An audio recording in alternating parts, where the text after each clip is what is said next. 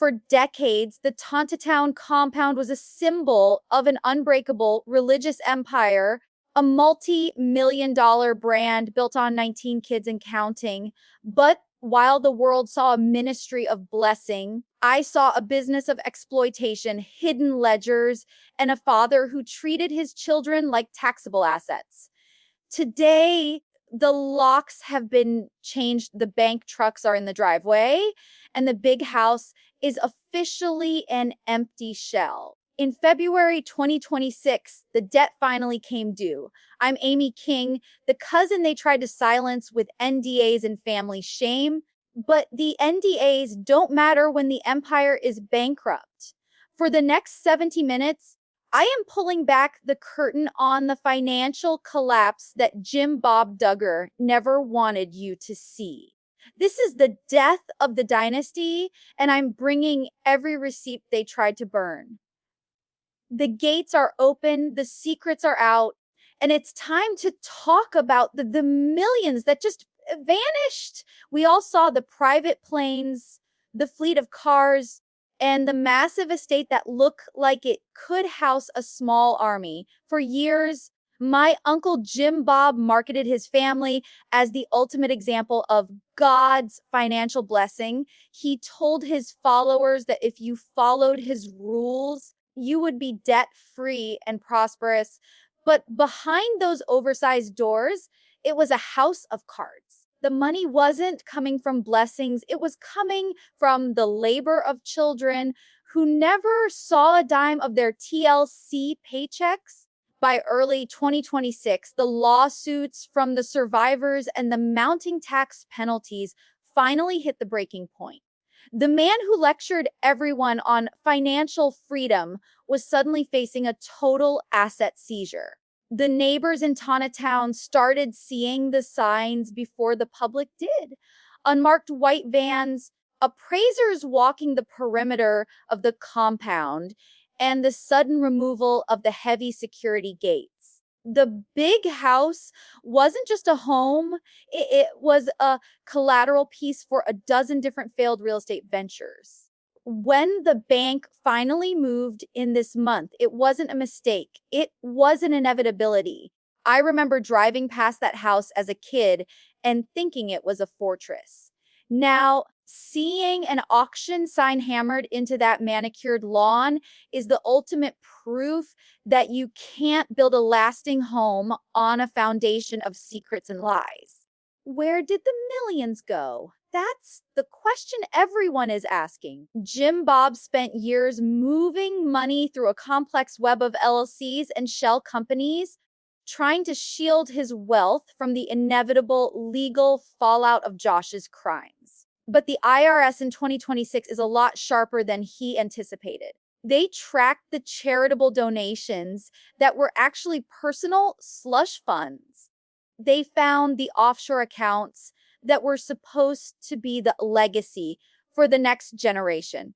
When the investigators finally opened the books, they didn't find a ministry. They found a bankrupt business model that had been running on fumes since the day Counting On was canceled. Watching Michelle Duggar during the eviction was something I'll never forget. She has spent her entire life with that keep sweet smile plastered on her face, even while her world was burning. But as she stood on that porch, clutching a stack of legal papers, the mask finally fell. There was no camera crew to perform for, no producers to edit out the fear. For the first time, she had to face a reality that her umbrella of protection couldn't fix. She wasn't a matriarch of an empire anymore. She was a woman whose husband's greed had left her with nowhere to go. It's a tragic end for someone who taught millions of women how to submit to a man who was leading them straight into a financial abyss. This isn't just about a house or a bank account. This is about the death of a brand that defined a certain era of American culture. The Duggars thought they were untouchable because they had the truth on their side, But the truth they ignored was the one that actually mattered. You cannot exploit your children and call it a ministry.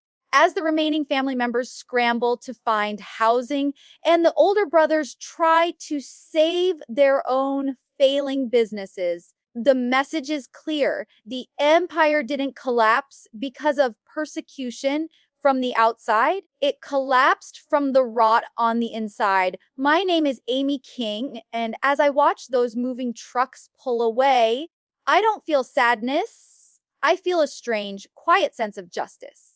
The day they auctioned off the family's assets felt like a funeral for a legacy that should have died years ago. People gathered in the Tontitown humidity, not out of respect, but out of curiosity. They watched as the industrial kitchen equipment, the oversized dining tables where 19 kids once sat, and even the family's private bus were sold to the highest bidder. Jim Bob wasn't there. He couldn't face the humiliation of seeing his blessings liquidated to pay off creditors. It was a stark reminder that in the eyes of the law, ministry is just another business. And if you don't play by the rules, the bank doesn't care how many kids you have. With the compound gone, the question was, where do they go? The rumors of them moving into a smaller, nondescript rental were true. Seeing Michelle Duggar in a grocery store line, counting pennies for basic necessities, is the ultimate fall from grace. They went from a 7,000 square foot fortress to a 3-bedroom house that feels like a prison to them. But like a luxury to the millions of families they once looked down upon. The big house is now just a landmark for true crime tourists, a hollow monument to a family that forgot that the most important foundation isn't concrete, it's character. It wasn't just Jim Bob and Michelle who felt the heat. The older sons, the ones who had their names on the various car lots and real estate LLCs, found themselves in a legal nightmare. When the empire collapsed, it pulled everyone down with it. They were left holding the bag for debts they didn't even know existed, trapped by the very loyalty their father had demanded for decades. Jed and Jur, who tried so hard to build their own political and business careers, are now spending their days in depositions instead of boardrooms. They're learning the hard way that when you sign your name to your father's lies, you inherit his consequences too. While the world watches the financial destruction, the sisters who left, Jill, Jinger, and now the younger ones, have remained strangely quiet. It's not because they're sad about the money, it's because they're finally processing the depth of the betrayal. They realize that while they were being told to sacrifice for the family, their father was busy building a kingdom that he eventually burned to the ground. Their silence isn't grief. It's the quiet peace of someone who got out of the building before it collapsed. They don't need the big house to have a home, and that is the one lesson Jim Bob could never teach them. As we wrap up this look at the 2026 collapse, the lesson is clear. You can build a brand on family values, you can buy the best lawyers, and you can hide your money in 1,000 different places, but eventually the truth finds its way home. The Duggar Empire didn't fall because of an external enemy. It fell because it was built on a foundation of control and exploitation. The big house is empty, the bank accounts are zero, and the Rebel cousin is still here to tell the story. The era of the Duggars is over, and for the first time in my life, the air in Arkansas finally feels clean. While the bank was busy cataloging the furniture, a few of us found something even more damning. Behind a false panel in Jim Bob's office was a literal secret drawer of original, undated contracts. These weren't the sanitized versions his lawyers showed the court. These were the raw agreements where he forced his children to sign away their earnings before they even knew what a bank account was. Seeing those papers, stained with coffee and signed by teenagers who looked terrified in the old family photos, was the final proof that the empire wasn't built on faith. It was built on a calculated theft of his children's futures. Every dollar that paid for that marble flooring in the big house was a dollar stolen from a daughter's college fund or a son's first home. The deeper the investigators dug, the uglier it got. We discovered that Jim Bob had created over 40 different LLCs with names that sounded like local charities. He was moving the TLC residuals through these ministries to avoid paying taxes, then borrowing the money back for his personal real estate deals. It was a massive circular slush fund designed to make him look like a humble servant of God while he lived like a king. But in 2026, the digital trail finally caught up with him. The auditors found the transfers, they found the missing millions, and they found that the Duggar family ministry was actually just a private bank for one man's ego. The killing blow wasn't the lawsuits, it was the Internal Revenue Service. After months of auditing those shell companies, the IRS hit the family with a tax bill and penalties totaling nearly $10 million. Jim Bob tried to claim religious exemption, but when you're using ministry funds to buy private planes and flip used cars for a massive profit, that argument doesn't hold up in court. He thought he was smarter than the system, but the system finally realized that the Duggars weren't a church. They were a corporation that hadn't paid its dues in 20 years. That 10 million lien is what finally turned the big house from a compound into a foreclosure. The most shocking moment of the bankruptcy proceedings wasn't the math, it was the testimony. To save themselves from federal charges of tax evasion, Jed and Jur, the two sons who were once the faces of Jim Bob's political ambitions, finally turned state's witness. Sitting in that courtroom, I watched them testify against their own father, detailing exactly how he coached them to lie to auditors and hide assets. You could see the heartbreak on Michelle's face, but you could see the cold, hard reality on Jim Bob's. He had taught his sons that loyalty was everything, but he forgot that he had also taught them that self-preservation was the only way to survive in that house. In the final days of the bankruptcy, it wasn't just the house that went, it was the memories. They auctioned off the Duggar family bus, the same one that toured the country to preach about family values.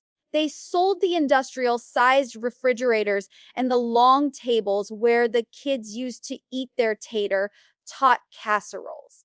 Seeing those everyday items tagged with yellow property of the bank stickers was a surreal end to a 20-year reality show. The empire didn't end with a bang or a grand finale. It ended with a man in a suit checking off boxes on a clipboard while Jim Bob watched from the sidewalk, finally realizing that the only thing he had left was the silence of a house he no longer owned. While Jim Bob was fighting the IRS, he lost his grip on the only thing he had left the younger girls. In early 2026, Johanna and Jennifer utilized the secret funds we had been building for them to secure a small apartment far away from Tontitown. They didn't leave a note, they just left the keys to their dorm rooms on the kitchen counter of the big house. Seeing them walk into their own place, a space where no one was monitoring their phones or measuring their skirts, was the real victory of this entire collapse. The bank took the house, but the girls took their freedom, and that is a loss Jim Bob will never be able to recover from. The most shocking part of the 2026 reckoning was Anna's final move. For years, she was the face of the loyal wife, but once the big house was seized, she realized the protection she was promised was a lie. She didn't make a loud announcement. She simply stopped visiting Seagoville and moved her children into a home that she purchased with her own business earnings. When the divorce papers were finally leaked to the press, it wasn't about scandal, it was about survival. Anna chose her 7 children over a man who had chosen his own desires over them every single time. The perfect Duggar marriage ended not with a bang, but with a signature on a document in a quiet lawyer's office. Today, if you drive past the old Tontitown property, it looks like a movie set after the actors have all gone home. The big house is still standing, but the lights are out and the gravel driveway is starting to grow over with weeds. There are no kids playing on the playground, no buses idling in the lot, and no film crew setting up lights. It's a ghost town. The local community in Arkansas, which once protected the family's privacy, has moved on. The Duggars aren't the town's pride anymore. They're a cautionary tale about what happens when you try to build a ministry on a foundation of financial and emotional abuse. While the original empire is in ruins, the rebels are thriving. Jill and Ginger have become the blueprint for the younger siblings. They didn't just leave, they built lives filled with education, therapy, and genuine faith that isn't based on fear. They are the ones hosting the younger sisters for holidays now. The dynamic of the family has shifted entirely. The center of gravity is no longer Jim Bob's office, but Jill's living room. They proved that you can lose the big house and still have a family as long as that family is built on truth instead of contracts. As I sit here in my own home, looking at the news reports of the final bankruptcy filings, I feel a sense of closure I never thought I'd get. I spent my whole life being the black sheep of this family because I wouldn't stay quiet about the things I saw. They told me I was bitter and worldly, but it turns out I was just the first one to see the cracks in the wall. The Duggar empire is gone. The millions have vanished. The house is empty. But the people, the sisters, the children, the survivors, they are finally truly free. My name is Amy King, and this has been the final chapter of the 19 Kids era. The silence is broken, the truth is out, and the world is finally watching the right story.